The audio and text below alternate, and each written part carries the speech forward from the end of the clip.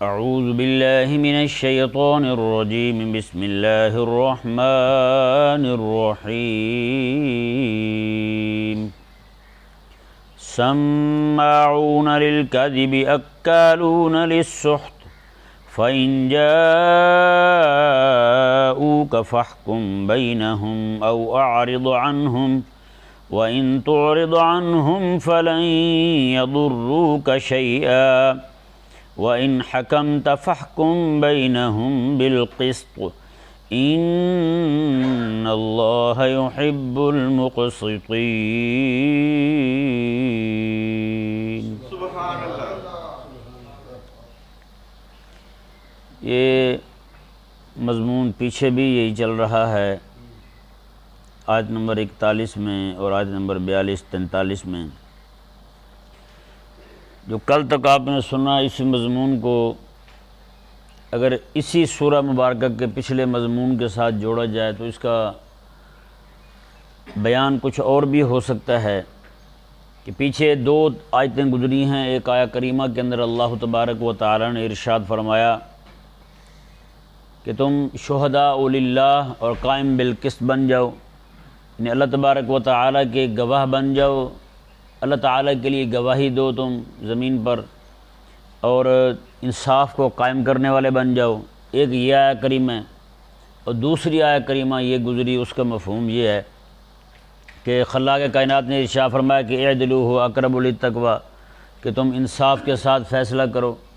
ہاں جی، گواہ کو بھی یہی فرمایا رب تبارک و تعالی نے، تجھے گواہی دینی ہو چاہے تیرے رشتہ داروں کو خلاف ہو، ولو علی انفسکم، تیرے اپنے خلاف ہی کیوں نہ ہو، گواہی وہی دے تو سچی گواہی ہو۔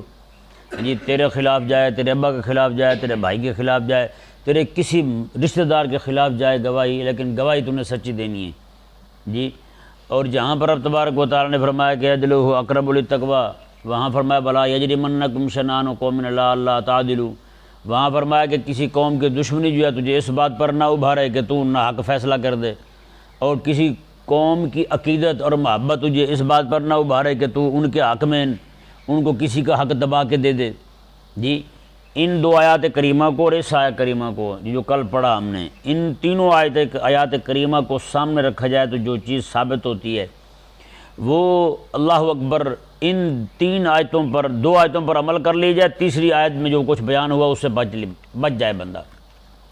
ہاں جی، پہلی آیت مبارکہ میں اللہ تبارک و تعالی نے فرمایا کہ تم نے گواہی دینی ہے حق والی، گواہی دینی ہے سچی گواہی دینی ہے، نہ جھوٹی گواہی دینی ہے، نہ گواہی سچی کو چھپانا ہے، نہ جھوٹی گواہی دینی ہے اور نہ ہی گواہی کو چھپانا ہے، ایک بات۔ اور دوسرا یہ ہے گواہ کے معاملے میں حکم کہ گواہ جو ہے نا اس بات کا پابند ہو، گواہی سچی دے اور گواہی چھپائے نہ، ایک بات۔ اور دوسری بات یہ ہے کہ حاکم کو رب تبارک و تعالی نے فرمایا کہ تو نے فیصلہ حق کا دینا ہے، ہیں جی، اپنا دیکھ کے فیصلے میں گڑبڑ نہیں کرنی، بیگانہ دیکھ کے ظلم نہیں کرنا، دشمن دیکھ کے ظلم نہیں کرنا، فیصلہ تو نے حق والا کرنا ہے۔ یہ 2 باتیں جس قوم میں جس معاشرے میں آ جائیں ہیں جی، وہ قوم کبھی مار نہیں کھا سکتی۔ گواہی چھپائے نا، اور حاکم جو ہے وہ رشوت نہ لے، کیونکہ جس قوم کے اندر جو حق ہوتا ہے نا، حق وہ خریدا نہیں جاتا، حق خریدا جاتا ہے نہیں، فیصلہ خریدا جاتا ہے، حق اور فیصلہ جو ہے نا، فیصلہ حق کے مطابق ہو، نہ حق کو خرید سکتا ہے نہ فیصلے کو خرید سکتا ہے کوئی۔ اور جہاں پر کیونکہ حق کو کوئی خرید نہیں سکتا، باطل کا کوئی خریدار نہیں ہے، باطل کو کون خریدے گا بھائی، باطل کو لوگ پسند نہیں کرتے، کون خریدے گا ہیں؟ تو یہ بات معلوم ہو گئی کہ حق جو ہے اس کا کوئی خریدار، اس کو کوئی خرید نہیں سکتا، باطل کا کوئی خریدار نہیں ہے، تو لہٰذا لازم ہوا کہ حق جو ہے وہ ہمیشہ ایسا رہے کہ اس کا کوئی مول ہی نہ لگا سکے، اس کی کوئی قیمت نہ لگا سکے۔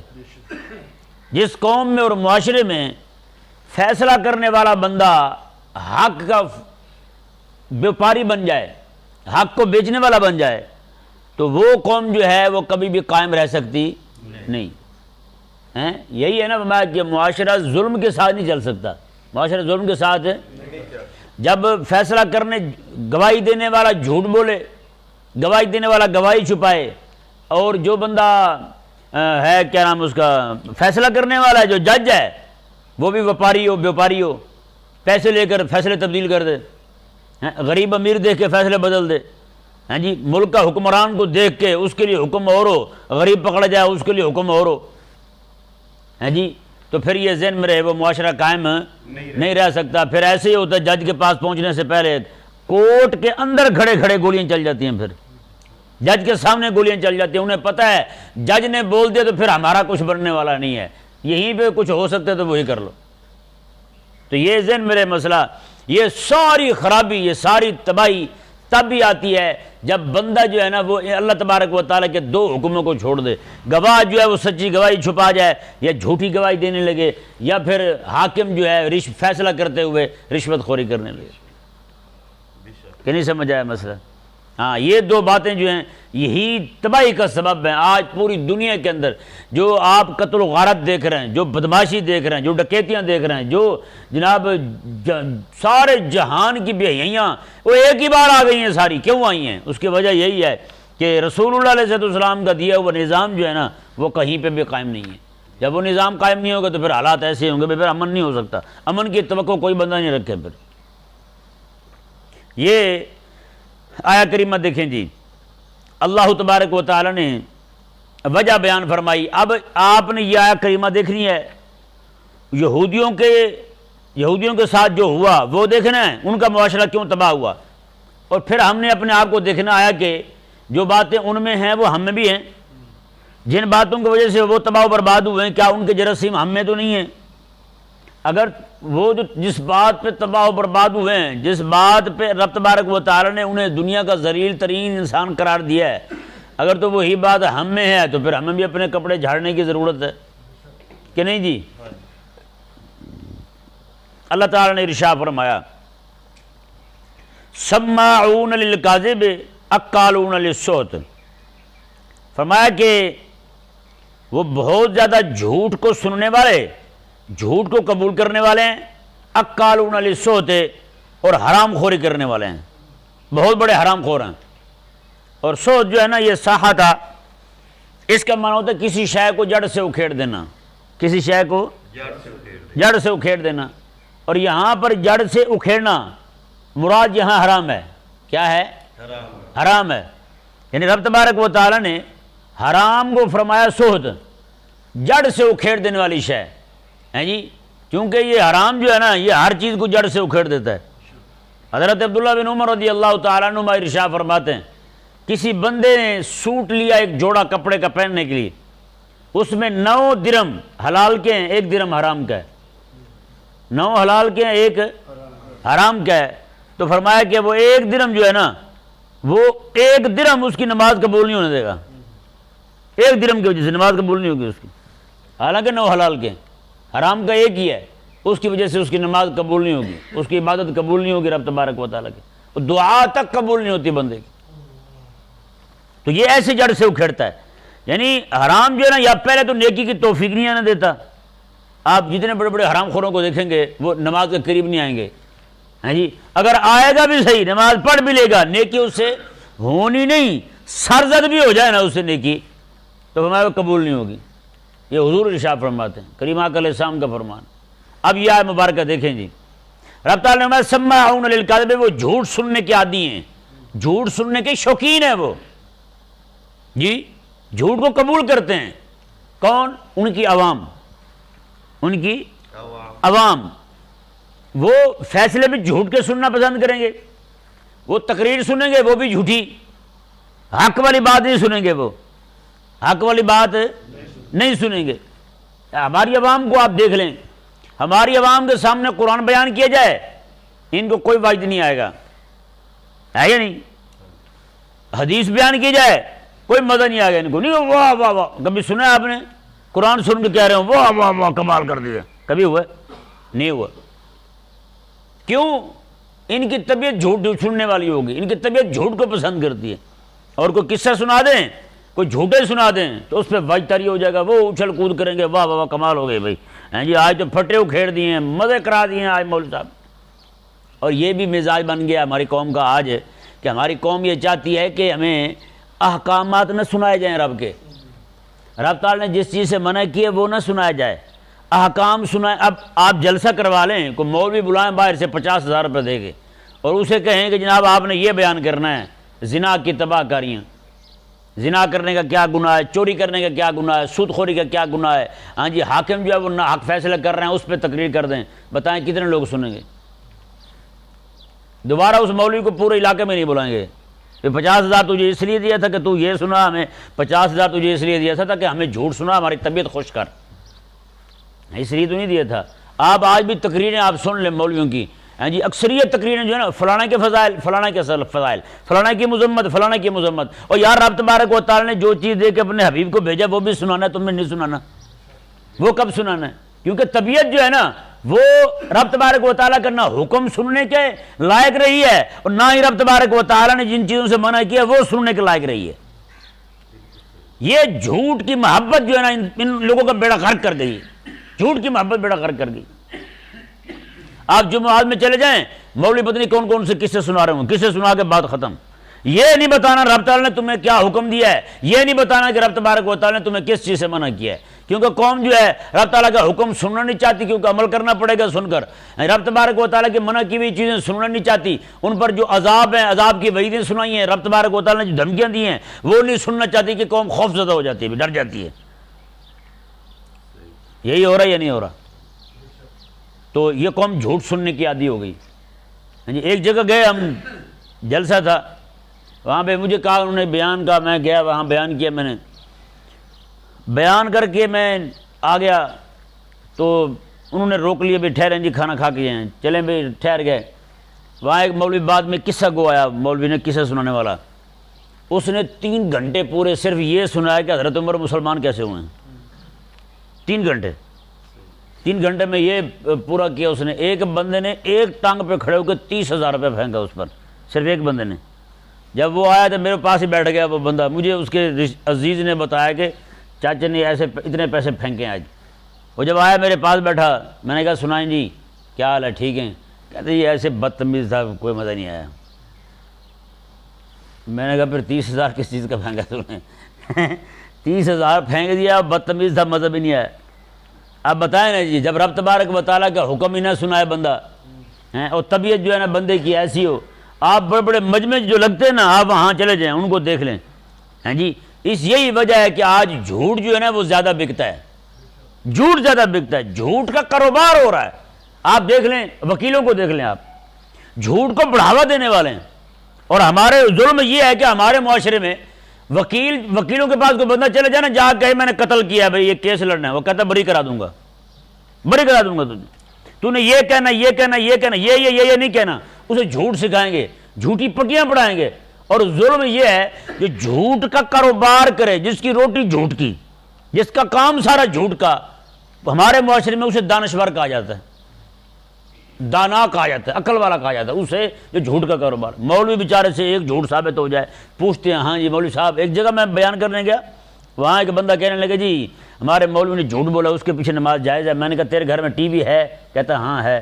میں نے کہا تو نے جھوٹ سننے والی مشین رکھی ہوئی ہے گھر ہیں؟ سماعون للکاذب، تو جھوٹ کا اتنا شوقین ہے، رات دن ڈرامے دیکھ دیکھ کے، فلمیں دیکھ دیکھ کے اتنا بڑا جھوٹا ہو کے۔ میں نے کہا مولوی کا تجھے ایک جھوٹ برداشت نہیں ہے؟ میں نے کہا تو آیا بڑا امام جعفر صادق کا مقتدی ہیں کہ نہیں سمجھ آیا؟ عجیب بات دماغ۔ ابھی کہتے مولوی نے جھوٹ بولا۔ میں نے کہا مولوی بھی تیرے ساتھ ہی رہتا ہے بیٹے، جو روٹی تو دیتے نا وہی وہ کھاتا ہے۔ ہاں تو روٹی دے کے تیرے دیا ہوا سامان سارا استعمال کرتا ہے، اور تو روز کے اتنے جھوٹ سنے، اتنے جھوٹ بولے، اور مولوی غریب سے تو پھر شکر کر کے ایک نکلا ہے کہ نہیں؟ ہاں اللہ تبارک و تعالیٰ نے ارشاد فرمایا جی دیکھیں، جو چیز ان کی عوام کو بگاڑ گئی وہ تھا جھوٹ پسندی، سچ نہیں سنتے تھے، جھوٹ کو پسند کرنا ان کو بگاڑ گیا، جس بارے میں رب تعالیٰ نے فرمایا سماعون، سامع نہیں فرمایا، سامع کہتے ہیں سننے والے کو، سماعون بہت زیادہ سننے والا، بہت زیادہ جھوٹ کو پسند کرنے والا۔ یہی وجہ آج قوم جو ہے نا قرآن سن کے نہیں روتی، پتہ ہے پھر ڈرامے میں، فلم میں ڈرامہ کر رہے ہیں، ڈرامہ ہی کہتے ہیں نا اسے، ڈرامہ ہے جی، پھر بھی رو رہے ہوتے ہیں۔ پچھلے دنوں کوئی ایک بہت سارے لوگوں نے بتایا جی ایک لڑکا تھا، ڈرامہ چل رہا تھا پاکستان میں، بڑے مہینوں سے سالوں سے چل رہا تھا، وہ لڑکا مر گیا جی، پوری قوم رونے لگی پاکستان میں، ایسے اخباروں پہ خبریں آنے لگی جی پوری قوم کا حال جو ہے نا بے حال ہو گیا، جو فلمیں دیکھنے والے تھے وہ سارے رو رہے ہیں۔ اب وہی لڑکا ٹی وی پہ آ کے کہہ رہا ہے بھائی میں مرا نہیں ہوں، زندہ ہوں۔ وہ کہتا نہیں جی ہم نے جو دیکھا ہے وہی سچا ہے۔ وہ ایک بندہ تھا نا، وہ پہلے نائی جو ہے نا یہ پیغام دیا کرتے تھے آگے پیچھے، یہ موبائل والا تو نظام ہوتا نہیں تھا، اب نائی بھی بیچارے بیکار پڑے ہیں، تو یہ نائی کے بعد بندہ چلے جائے نا، اس کی کینچی اور زبان دونوں چپ نہیں ہوتی، دونوں چلتی رہتی ہیں، ہے یا نہیں؟ اور اوپر سے ایسے فن خواہ بنے گے نا، لگے گا کہ جیسے کہ محدث کبیر یہی ہے ہمارے دور کا۔ ادھر ہی ایک نائی تھا، میں اس کے پاس گیا بال کٹوانے کے لیے، کہتا جی میں پیر نصیر الدین کا مرید ہوں لیکن شرک کو پسند نہیں کرتا۔ میں نے کہا بھئی اب تو نائی ہے تو اس سے بندہ کیا پوچھے کہ شرک ہوتا کیا ہے؟ مرید ہے پیر نصیر کا اور شرک کو پسند نہیں کرتا۔ میں نے کہا پتہ نہیں یہ شرک کہتا ہے کہ اس کو؟ میں نے کہا چل ٹھیک ہے یار جان چھوڑ پڑے، تو میرا کام کر میں نکلوں یہاں سے۔ یہاں وہ بندہ نائی کو کیا سمجھائے؟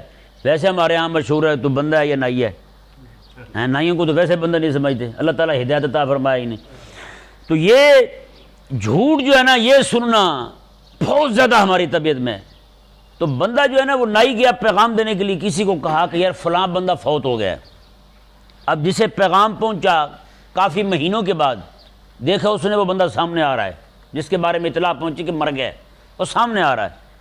اس نے کہا یار تو مر نہیں گیا تھا؟ اس نے کہا نہیں یار تجھے کس نے کہا ہے؟ اس نے کہا ہمارے پنڈ کے نائی نے کہا ہے۔ اس نے کہا یار میں تیرے سامنے زندہ کھڑا ہوں۔ اس نے کہا یار تو چاہے زندہ ہے نا، مجھے تجھ پہ یقین ہے، مجھے اس پہ یقین ہے، مجھے اس پہ یقین ہے، وہ جھوٹ نہیں بولتا ہمارا نائی۔ آج ہماری قوم کا یہ حال ہو چکا ہے، جھوٹ سننے کو ایسا پسند کرنے لگے ہیں۔ سامنے بندہ کھڑا ہوا ہے، وہ کہا میں زندہ ہوں، اس نے کہا نہیں نہیں مجھے اس پہ بڑا یقین ہے، اس پہ بڑا اعتماد ہے، میں تیری نہیں مانتا۔ آج پوری قوم جھوٹ پہ کھڑی ہوئی، نعوذ باللہ من ذالک۔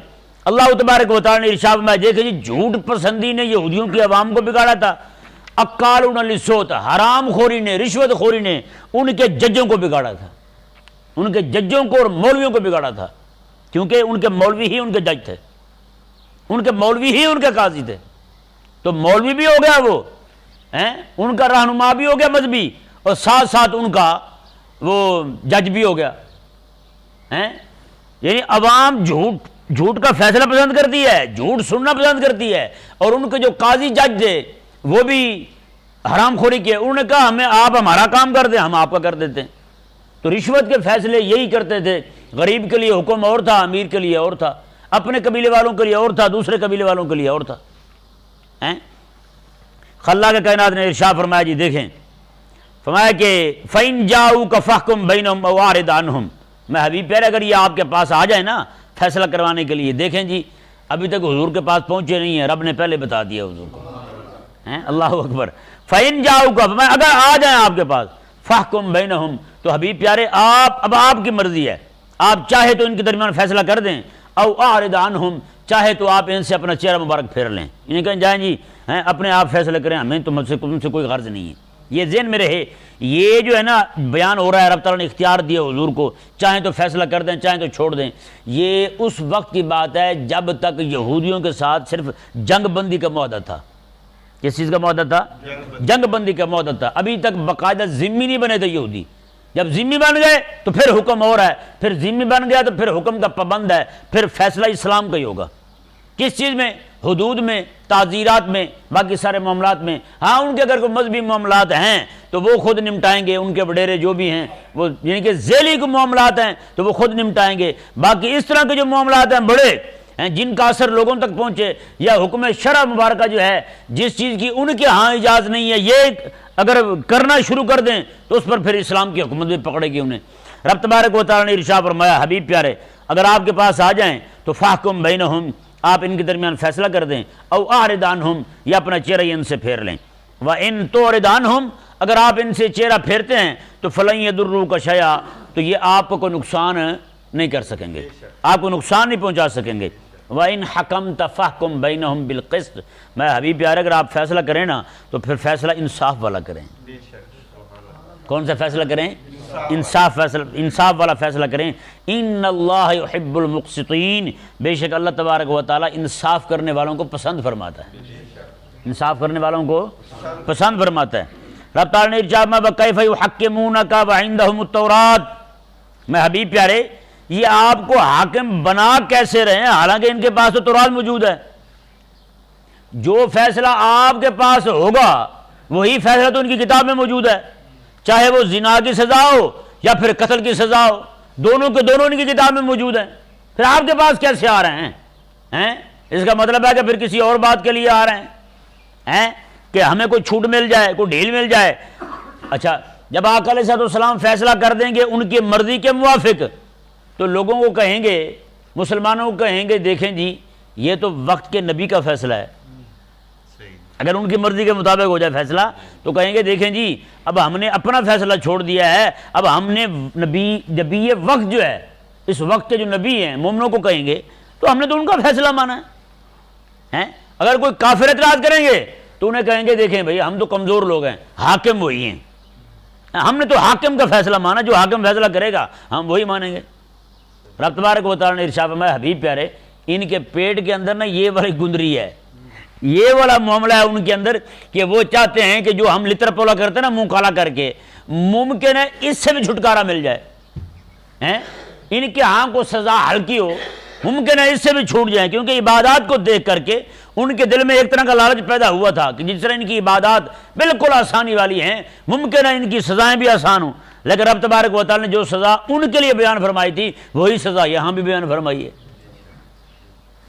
اللہ تعالیٰ نے ارشاد فرمایا ثم يتولون من بعد ذلك، جی ثم يتولون من بعد ذلك کا مطلب یہ ہے کہ حبیب پیارے ان کے پاس کتاب بھی موجود ہے، تورات میں یہ حکم بھی موجود ہے، پھر یہ آپ کو حاکم بھی بنا رہے ہیں، فیصل مان رہے ہیں، حاکم مان رہے ہیں، ماننے کے بعد ثم يتولون من بعد ذلك پھر پیٹھ کیوں پھیر رہے ہیں؟ جب انہوں نے دیکھا ہے کہ حبیب کریم علیہ السلام بھی وہی فیصلہ فرما رہے ہیں جو تورات میں ہے، چاہے قتل کہو یا زنا کہو، فیصلہ وہی فرما رہے ہیں جو تورات کا ہے، تو میں پھر پیٹھ کیوں پھیر رہے ہیں؟ پیچھے کیوں اڑتے ہیں؟ آئیں نا آگے بڑھیں۔ پھر اللہ اکبر کبیرہ، رب تبارک و تعالیٰ نے پھر وجہ بیان فرمائی آیا مبارکہ کے اگلے حصے میں، فرمایا وما اولئک بالمؤمنین، حبیب پیارے تیرے فیصلے سے بھاگتے اس لیے ہیں کہ یہ مومن نہیں ہیں، تیرے فیصلے سے بھاگتے اس لیے ہیں کہ یہ مومن نہیں ہیں۔ اللہ اکبر کبیرہ۔ اب جو بندہ حضور کی دی ہوئی تہذیب سے بھاگے مومن ہو سکتا ہے؟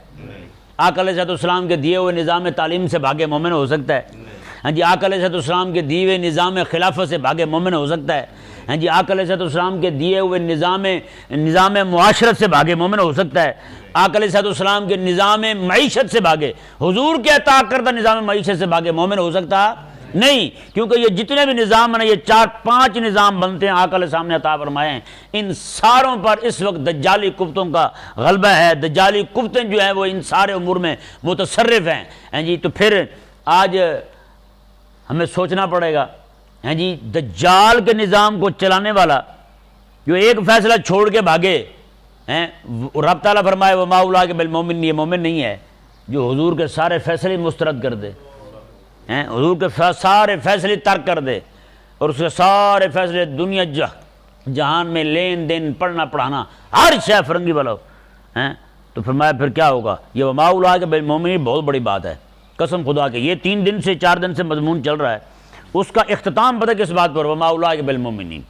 میں وہ جھوٹ پسند کرتے ہیں، حرام خوری کرتے ہیں، ان کے جج حرام خور ہیں، مولوی حرام خور ہیں، عوام حرام خوری کو پسند کرتی ہے، رشوت دیتی ہے، حق کے فیصلہ نہیں مانتے، حق کو قبول نہیں کرتے، رسول اللہ علیہ السلام کے لائے ہوئے نظام کو نہیں مانتے، ایک فیصلہ نہیں مانتے۔ رب فرماتا ہے وما اولئک بالمؤمنین، مومن ہی نہیں، یہ وما اولئک بالمؤمنین نے فیصلہ کر دیا۔ قیامت تک جو بھی بندہ رسول اللہ علیہ السلام کے نظام کے ساتھ بغاوت کرے گا وما اولئک بالمؤمنین، مومن ہو سکتا نہیں۔ اللہ تبارک و تعالی سمجھنے کی توفیق